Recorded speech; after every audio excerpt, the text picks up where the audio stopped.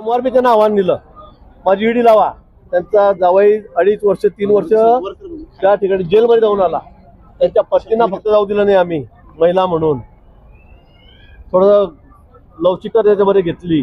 मला वाटतं त्यानंतर त्यांनी काही दाखवायचं, विनाकारण कमरेखालची भाषा करायची, घाणेरडं बोलायचं, स्वतः नंबर 1 तर महाचोर, सगळे धंदे त्याचे लोकांना माहित आहे. मी जर त्यांच्याबद्दल काही वाच्यता केली एका गोष्टीची तर मला वाटतं लोक त्यांना बाहेर निघाल्यावर डोळ्यानं मारतील, अशी परिस्थिती आहे. मला वाटतं ते ज्येष्ठ आहेत, वयाने मोठे आहेत, पण बोलताना तुम्ही माझ्याबरोबर बोला ना, माझ्या कामाबद्दल बोला, माझ्या भ्रष्टाचाराबद्दल बोला, आणि जे सत्य तेही बोला. पण काही नसताना फक्त लोकांना काहीतरी भ्रमनिवेश करायचा, काहीतरी लोकांना त्या ठिकाणी खोट्या बातम्या द्यायच्या. माझ्याकडे शिडे म्हणून त्यांनी वारंवार आपल्या समोर, मग मी आपलं सांगेल की वारंवार त्यांनी उल्लेख केला, माझ्याकडे हे माझ्याकडे. कशासाठी असं खोटं बोलतायत, कशासाठी लोकांची दिशाभूल करतायत, आणि म्हणून मला वाटतं काय असेल त्यांनी दाखवावं. पण मी जर एक गोष्ट सांगितली तर त्यांना लोक बाहेर निघाल तरी थोड्याने मारतील. मी त्यांच्या इतक्या खालच्या पातळीवर जाऊ शकत नाही. अमित शहाकडे मी त्यांच्या इतका मी खालच्या पातळीवर जाऊ शकत नाही. मला कमरे खालच्या सोबत नाही.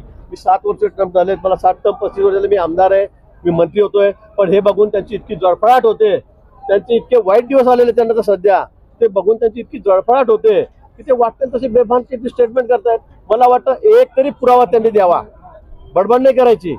एक तरी पुरावा द्यावा कुठेतरी गोष्टीचा. गेल्या अनेक वर्षापासून वारंवार काहीतरी घाणेरडी भाषा करायची, घाणेरडं स्टेटमेंट करायचं, कमरेखालची भाषा करायची, काही सिद्ध करता येत नाही, आरोप करता येत नाही. त्यामुळे मग फक्त एकच त्यांचं की काहीतरी चरित्र हनन करायचं, याशिवाय त्यांच्याकडे दुसरं काही राहिलेलं नाही. माझं अजूनही त्यांना आव्हान आहे की त्यांनी एक पुरावा दाखवावा. मी सक्रिय राजकारणातून बाहेर पडेल. मी कधी तोंड दाखवणार नाही ते सांगत आहेत. अरे लोकांना दाखव ना म्हणा, लोकांना दाखव ना. बडबड काय करतो फालतू? यांना दिले, मी त्यांना दिले, माझ्या मोबाईल मध्ये होते, कसे काय गायब झाले मला माहित नाही, कसे काय हरवले मला माहित नाही. माझा मोबाईल हरवला. लाज वाटत नाही खोटं बोलताना? थोडंसं लाज वाटत नाही खोटं बोलताना? माझं अजूनही आव्हान आहे तुमच्या सगळ्यांच्या समोर, एक पुरावा तरी दाखवावा, एक पुरावा तरी दाखवावा. आणि माझा आता अंत बघू नका.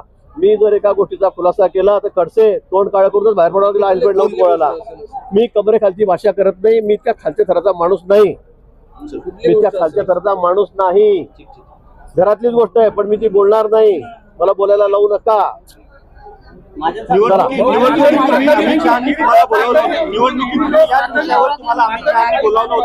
मला वाटतं एका गोष्टीचा आता परत काय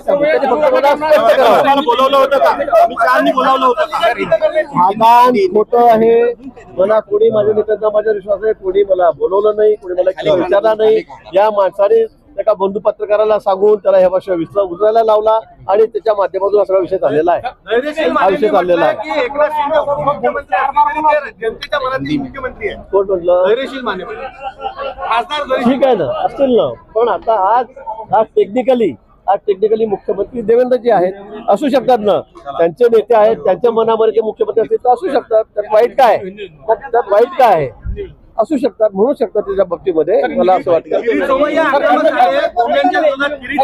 आक्रमक झालेले आहेत, अनधिकृत भोंग्यांच्या विरोधात जाऊन ते आंदोलन करतात. मला वाटतं या संदर्भामध्ये मान्य सर्वोच्च न्यायालयाने सुद्धा निर्णय दिलेला आहे भोंग्यांच्या बाबतीमध्ये. मला वाटतं सरकारने त्याचं पालन करावं, प्रशासनाने पोलिसांनी त्याचं पालन करावं.